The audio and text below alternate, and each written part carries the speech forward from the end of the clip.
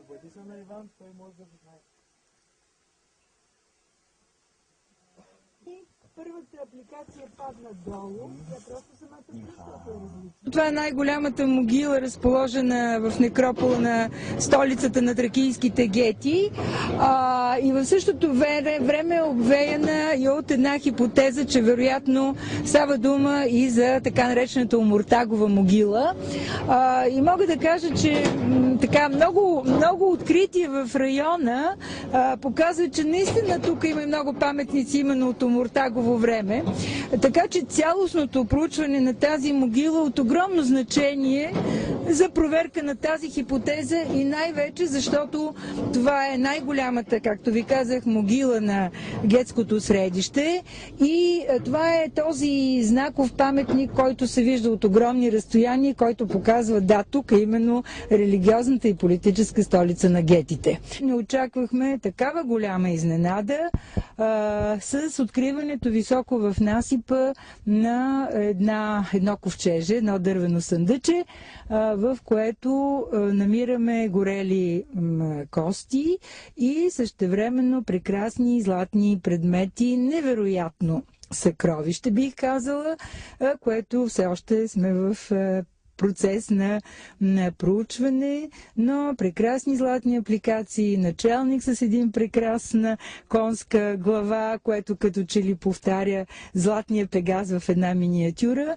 и още много златни предмети, които тепърва ще вадим от тази изключителна находка в това дървено съндъче. Предполагам, че това е могилата, вероятно свързана с погребението на гетския владетел Котела, който е известен в историята на траките и на гетската държава с това, че става един от тъстовете на Филип II Македонски, дава своята дъщеря за една от съпругите на Филип Македонски.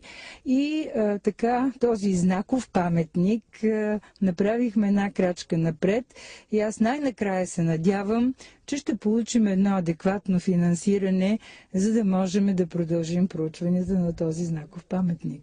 Това е едно съндъче, в което всичките златни предмети са от края на 4-ти, началото на 3 век преди Христа. Всъщност още не сме извадили един уникален златен предмет или вероятно диадема, защото още разчистваме. Има 4 или 5 златни гривни, а може би тук някъде можем да ви покажем и част от апликации към конска сбруя, както и много апликации с женска глава на богиня. Множество маниста, които тепърва ще пресяваме пръста, така че една уникална находка, която мисля, че е заслужена за този действително невероятен център на гетите, известни с това, че са именно племето, които със своите идеи и вяра в обезсмъртяването на душата, са влияли на много от западноевропейските племена, като келти, германи.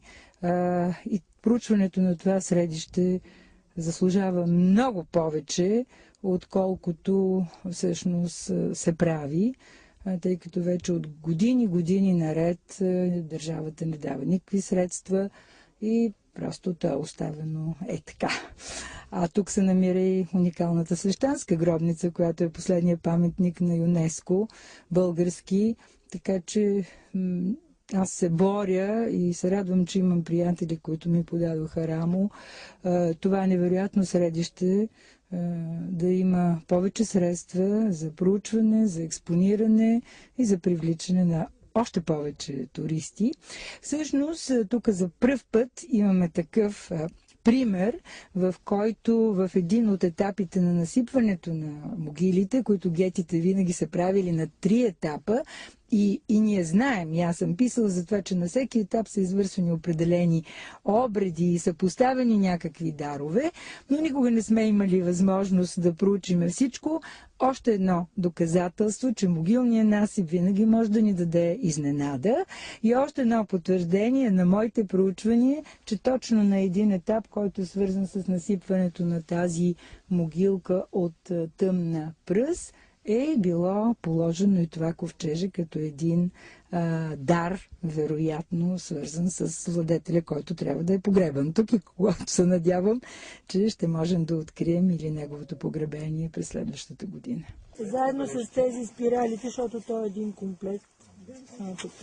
Това.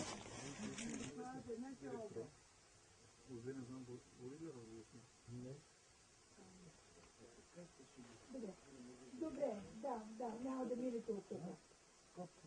Добре, ами хубаво. Там ги заби даже така. Моля?